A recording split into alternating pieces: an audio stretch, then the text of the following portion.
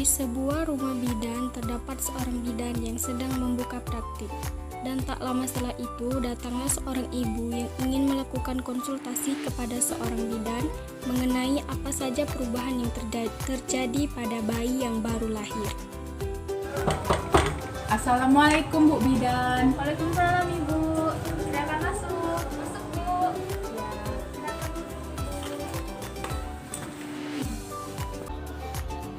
Begini Bu, saya mau konsultasi mengenai bayi saya yang baru lahir. Oh begitu ya Bu. Silakan Ibu. Begini Bu, kan saya baru selesai melahirkan.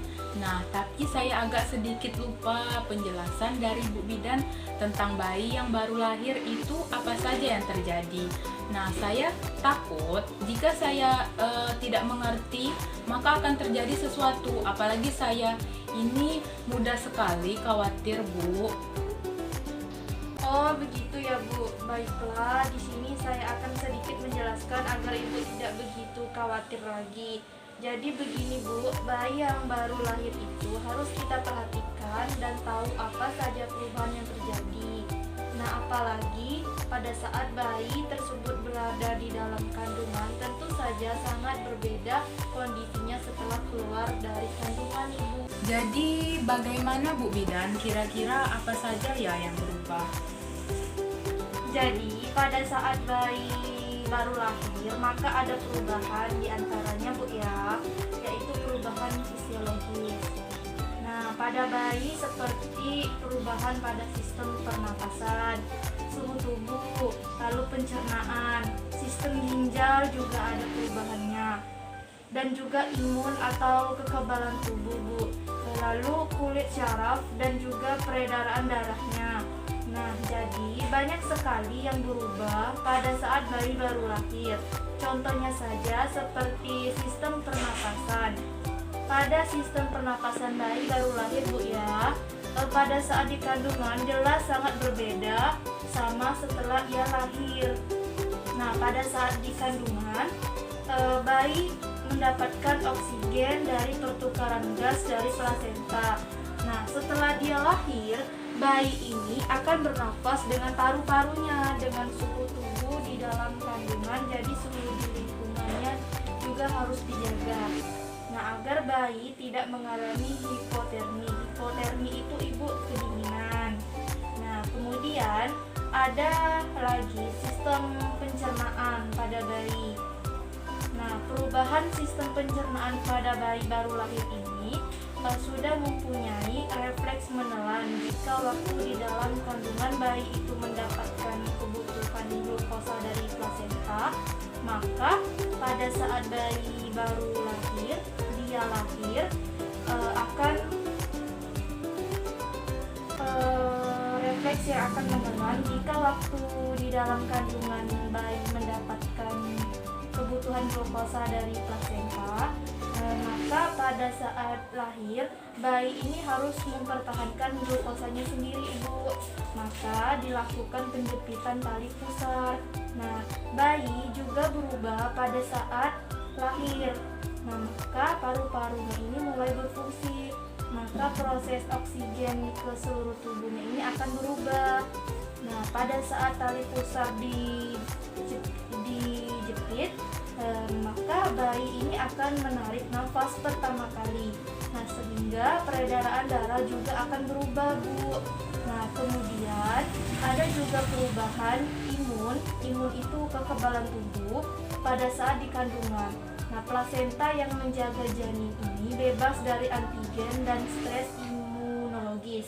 Nah, setelah lahir, maka bayi ini akan rentan terhadap berbagai infeksi dan alergi karena sistem kekebalan tubuhnya belum sempurna.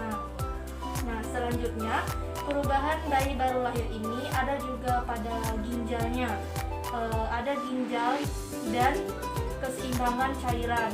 Nah, di sini kadar natrium lemin ini tinggi dari kalium karena ruangan yang luas.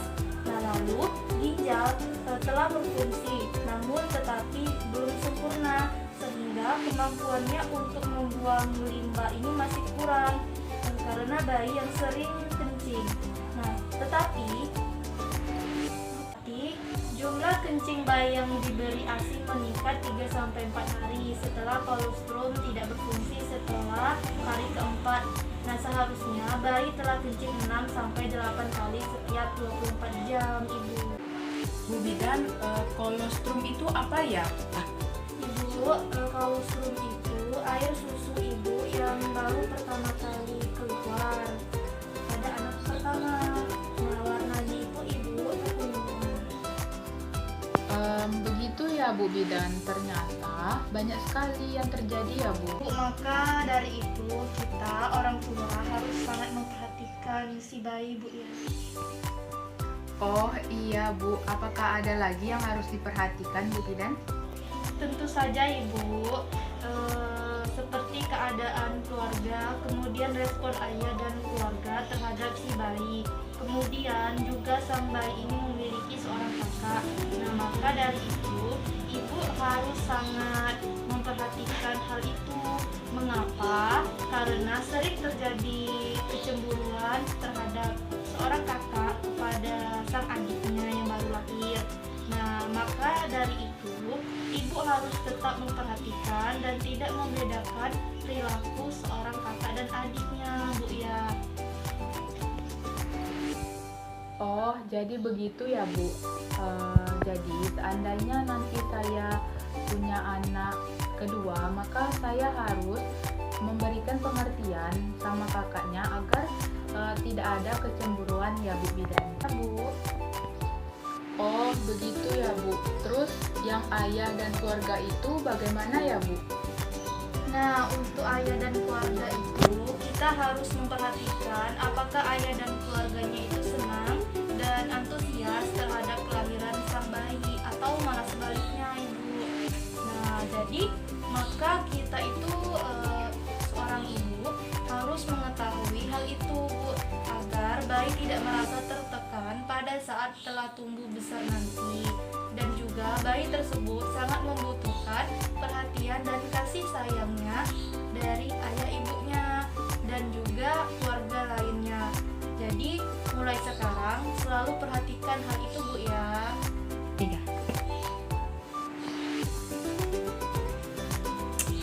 Baiklah Bu bidan.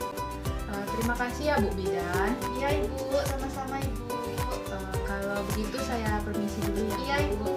Assalamualaikum. Waalaikumsalam Ibu. Saya antar. Iya Bu.